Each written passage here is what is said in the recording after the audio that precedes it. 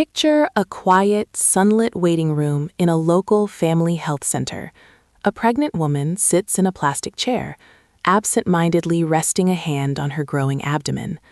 To the outside world, she is the glowing picture of impending motherhood, a symbol of new beginnings and unconditional love. Society surrounds pregnancy with a narrative of pure joy, delicate baby clothes, and eager anticipation. But beneath that surface, in the quiet solitude of her own mind, a storm of invisible anxieties may be brewing.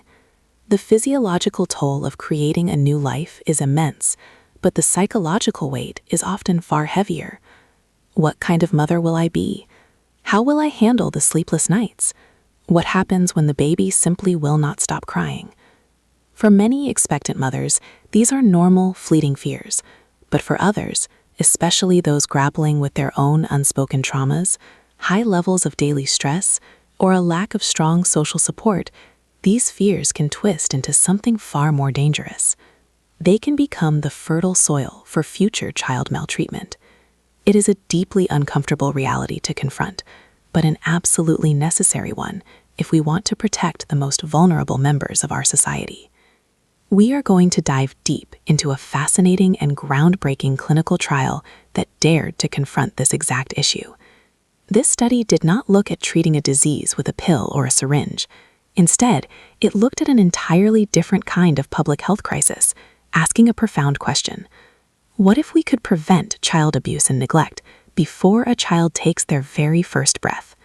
What if we could intervene during the psychological nesting phase of pregnancy, equipping a mother with the mental tools she needs to break intergenerational cycles of trauma? This brings us to a completed clinical study titled The Effect of Child Abuse and Neglect Prevention Program on Awareness Levels and Child Abuse Potential of Pregnant Women. It was designed as a randomized controlled study, and it represents a massive leap forward in preventative behavioral medicine. The trial was spearheaded by some brilliant researchers, and it took place in a community family health center in Aydin, a province in Turkey. Aydin, pronounced Aydin, is a region rich in history and culture, but in the context of this study, it served as the real-world backdrop for an incredibly intimate look at maternal psychology. The trial was conducted over a carefully monitored period between July and December of 2022. To truly understand the gravity of this research, we have to first understand the condition it sought to prevent. Child abuse and neglect is a global, pervasive public health issue that respects no geographic borders, economic brackets, or cultural lines. When we hear the word abuse, our minds often jump immediately to physical violence, the visible bruises, the broken bones, the undeniable evidence of harm. But child maltreatment is a vast and complex spectrum. It includes physical abuse, yes, but it also encompasses emotional abuse, sexual abuse, and the most common yet deeply insidious form of all, neglect. Neglect is particularly difficult to identify because it is defined not by an action, but by an absence of action. It is the failure to provide for a child's basic physical, emotional, educational, or medical needs. Imagine a child crying in a crib, their developing brain sending out distress signals, pleading for comfort. When a caregiver consistently fails to respond, the child's brain is flooded with a stress hormone called cortisol. Over time, this toxic stress alters the very architecture of the developing brain, impacting the amygdala, pronounced amygdala, which is the brain's emotional processing center. This kind of early trauma sets the stage for a lifetime of mental and physical health struggles. Now, you might be wondering, why do parents hurt or neglect their children? The vast majority of parents do not wake up with the intention of causing harm. Maltreatment is frequently the result of a complex web of risk factors converging at exactly the wrong time. This is where the concept of child abuse potential comes into play. Child abuse potential is not a crystal ball. It does not guarantee that someone will abuse their child. Rather, it is a psychological measurement of risk. Think of it like a dam holding back a massive reservoir of water. The water represents the everyday stresses of parenting, the exhaustion, the financial worries, the constant demands of an infant. The dam represents the parents' coping mechanisms, their emotional regulation, and their support systems. If the dam is strong, built with good mental health, solid education, and a supportive partner, it can hold back an enormous amount of water. But if the dam is riddled with cracks from the parent's own childhood trauma, a lack of awareness about normal child development, or severe psychological distress, it takes very little water to cause a catastrophic breach. The researchers behind this trial understood this deeply. They realized that waiting until the dam breaks, waiting until a child is already hurt to intervene, is a fundamental failure of public health. So they turned their attention to the prenatal period. Pregnancy is a unique window of opportunity in human development. Biologically and psychologically, an expectant mother is undergoing a massive transformation. Her brain is actually reshaping itself, flooded with hormones like oxytocin, making her highly receptive to learning new social behaviors and preparing for the monumental task of caregiving. The researchers hypothesized that this was the perfect time to introduce a targeted educational intervention.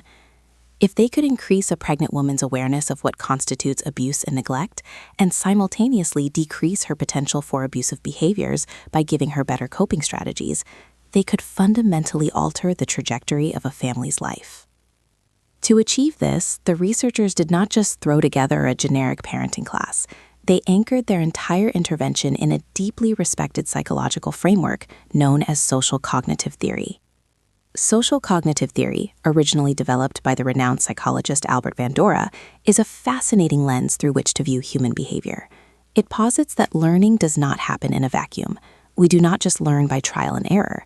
Instead, we learn through a dynamic, continuous interaction between our own internal thoughts, our behaviors, and the environment around us.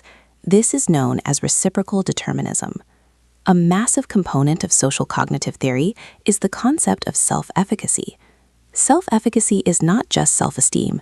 It is your deeply held belief in your own ability to succeed in specific situations or accomplish a task. Let us apply this to parenting. If a new mother has low parenting self-efficacy, she might hear her baby crying inconsolably and immediately think, "I am a terrible mother. The baby hates me. I cannot do this." That internal narrative breeds intense frustration, panic, and anger, significantly raising the risk that she might lash out or completely withdraw from the child. But if a mother has high parenting self-efficacy, a belief installed through proper education and cognitive reframing, she hears the exact same crying and thinks, "The baby is just communicating a need. This is a normal part of infancy, and I have the tools to figure out what is wrong." The situation is exactly the same, but the psychological response is entirely different. Armed with this theoretical foundation, the researchers designed the Child Abuse and Neglect Prevention Program, specifically tailored for the experimental group in their trial. But how do you actually prove that an educational program like this works? In the world of clinical research, you cannot just give people a class, ask them if they liked it, and call it a day. You need rigorous, objective, unassailable data. This brings us to the methodology story of this incredible trial. The researchers utilized an experimental, randomized controlled trial design. In the hierarchy of scientific evidence, the randomized controlled trial is the gold standard. It is the most robust way to determine cause and effect. Here is how it worked. The estimated enrollment for the study was 30 pregnant women. Now, in the grand scheme of global drug trials, 30 might sound like a very small number. But in intensive behavioral and psychological interventions, a smaller, highly focused sample size allows for a level of intimacy, detailed tracking, and strict adherence to the protocol that is often lost in massive trials. These 30 women represented a very specific scientific population profile. To maintain the integrity of the data, clinical trials use strict inclusion and exclusion criteria. While the exact granular details of the exclusion criteria were tailored to keep the data clean of confounding variables, the inclusion criteria focused on pregnant women attending this specific family health center in Turkey. They needed participants who were currently in the prenatal phase, standing on the precipice of motherhood, capable of participating in a structured educational program. Once these 30 courageous women agreed to be part of the scientific process, they were randomized. Randomization is like flipping a coin or drawing names from a hat, ensuring that every single participant has an equal chance of being placed into either the experimental group or the control group. Why is this so crucial? Because it eliminates selection bias.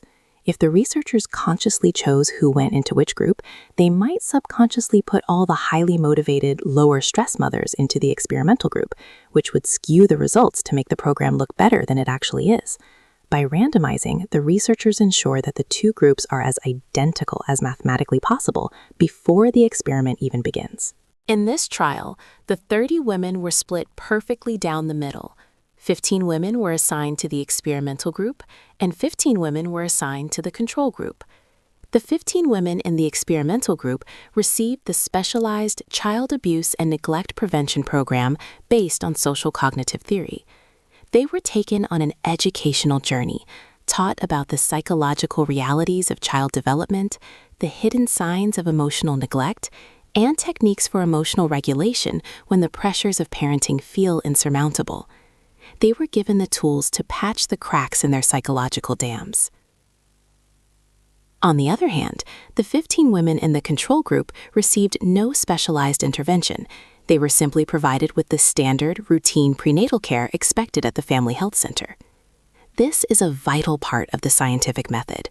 Without a control group, if the women in the experimental group showed massive improvements, a skeptic could just say, well, maybe all pregnant women naturally become more aware and less stressed as they get closer to giving birth. The control group serves as a baseline, a mirror reflecting what happens naturally without the specialized program. But how do you measure something as invisible as awareness or as complex as the potential to commit abuse? You cannot take a blood test for emotional neglect. You cannot do an MRI scan to see how much patience a mother has. To capture this vital data, the researchers relied on heavily validated psychological measurement tools.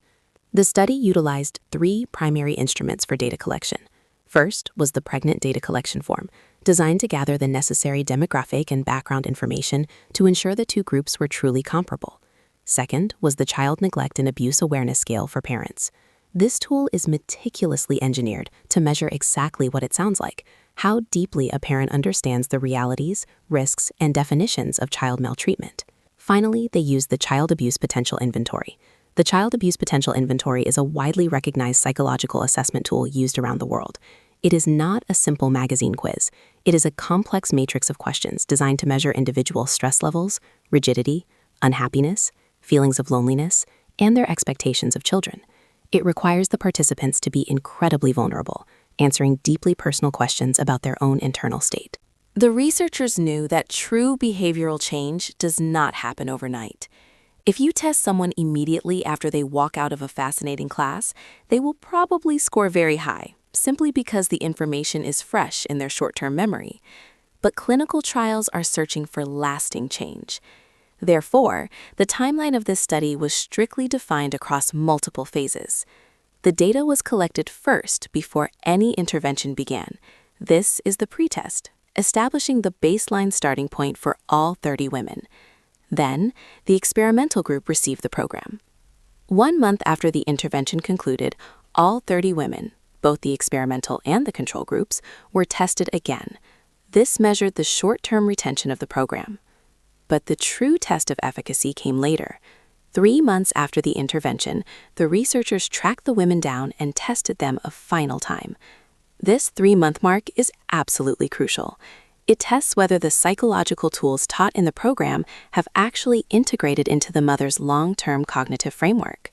When the researchers finally gathered all the data from the pre-tests, the 1-month post-tests, and the 3-month retests, they faced a mountain of numbers. To make sense of it all, they employed a battery of rigorous statistical analyses. They used tests with complex names, like chi-square tests, Fisher exact tests, independent groups t-tests, and repeated measures analysis of variance, commonly referred to as ANOVA, pronounced ANOVA. Let us break down what these mathematical tools actually do without getting lost in the equations. The chi-square and Fisher exact tests were primarily used at the very beginning to confirm that the two groups of 15 women were practically identical in their descriptive characteristics. The mathematics confirmed that the randomization worked perfectly. The groups were homogeneously distributed, meaning they were a fair match. The independent groups t-test is a statistical way to compare the averages of two completely separate groups. In this case, the experimental group versus the control group. to see if the differences between them are statistically significant or just a random fluke. And the repeated measures ANOVA is a beautiful statistical tool designed to track the same group of people over multiple points in time. It looks at the journey of the scores from the baseline to the first month to the third month, mapping the trajectory of their psychological evolution. When the researchers ran these numbers, the trial results emerged, painting a breathtaking picture of success. Let us start with the awareness levels, measured by the Child Neglect and Abuse Awareness Scale for parents. When comparing the baseline pre-test scores to the post-test and 3-month retest scores, the women in the experimental group saw their total scores increase significantly. Their eyes were opened. Their understanding of what constitutes neglect, how fragile a child's psychology is, and the profound impact of parental behavior expanded dramatically. They retained this awareness over the long term. Now, what about the control group? The 15 women who received standard care? The statistical analysis showed no such difference. Their awareness levels remained stagnant, echoing the uncomfortable truth that simply being pregnant and receiving standard medical care does not automatically grant a mother a deep understanding of child maltreatment prevention. When comparing the two groups directly after the intervention, the experimental group's awareness scores were found to be significantly higher than the control group's. The program did exactly what it was designed to do. But awareness is only half the battle. A parent can know that yelling at a child is harmful, but in a moment of extreme exhaustion and stress, their behavior might not align with their knowledge. This brings us to the most critical data point of the entire study, the results from the Child Abuse Potential Inventory. The researchers tracked the scores of the experimental group from the very beginning to the 3-month mark. The data revealed a statistically significant shift in their scores following the intervention. When researchers talk about statistical significance, they look at something called a p-value. In this study, the changes in the experimental group had a p-value of less than 0.05. In the language of clinical research, this means there is less than a 5% probability that these positive results happen by random chance. It is the scientific community's way of saying, we are confident that the program, and not a coincidence, caused this change. The scores demonstrated a clear, measurable, and lasting reduction in the participants' potential for child abuse. The social cognitive theory framework had successfully increased their self-efficacy, altered their psychological risk profile, and fortified the dams holding back the crushing pressures of parenting. As with any responsible exploration of scientific literature, we must discuss the risks, uncertainties, and limitations of the trial. Science is a continuous journey of refinement, and no single study is absolute perfection. The most prominent limitation of this trial is its estimated enrollment size. With a total of 30 participants divided into 2 groups of 15, the sample is relatively small. While small sample sizes are standard and highly effective for pilot studies and intensive behavioral interventions, they do pose a challenge when trying to generalize the findings to a global population. We must ask, how much does cultural context play a role?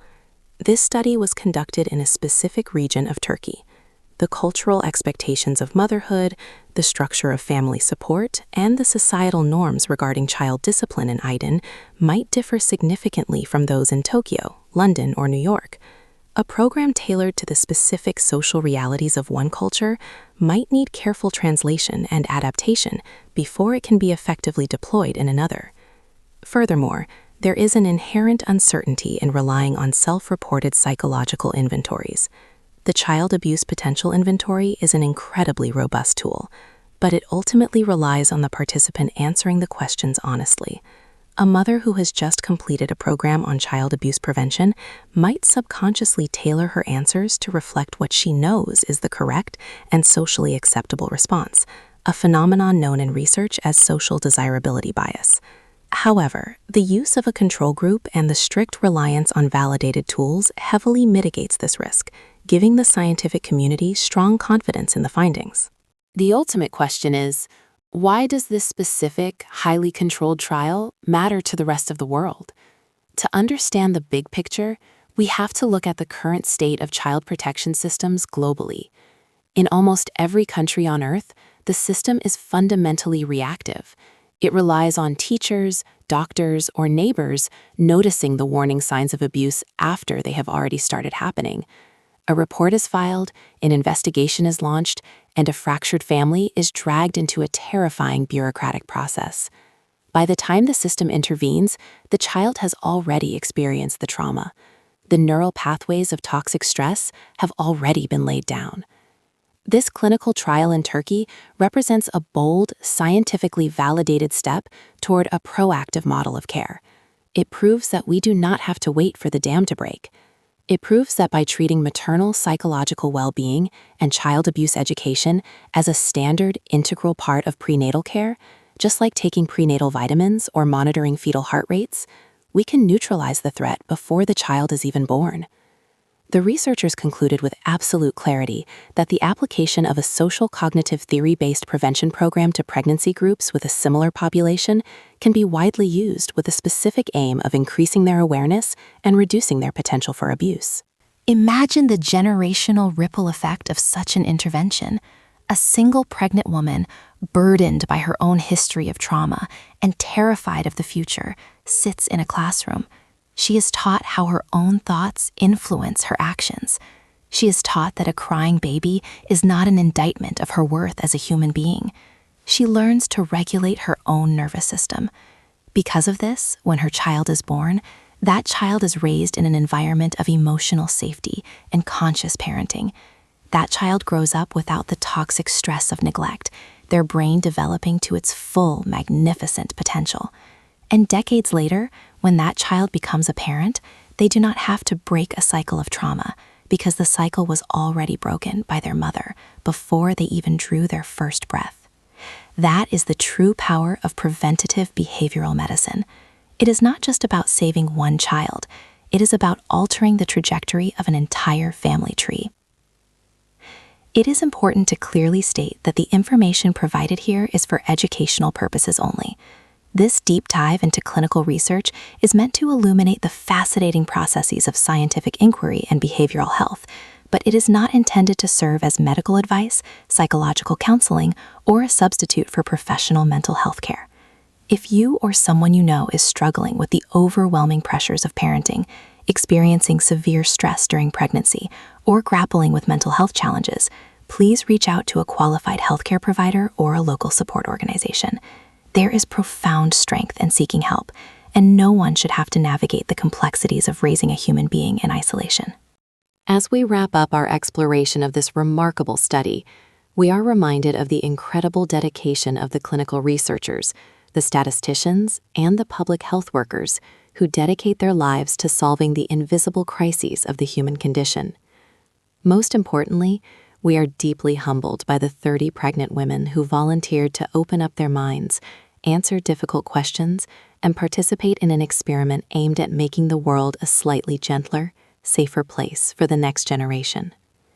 Through rigorous trials, unyielding curiosity, and a profound commitment to human compassion, the march of science continues forward, lighting the way toward a healthier future for us all.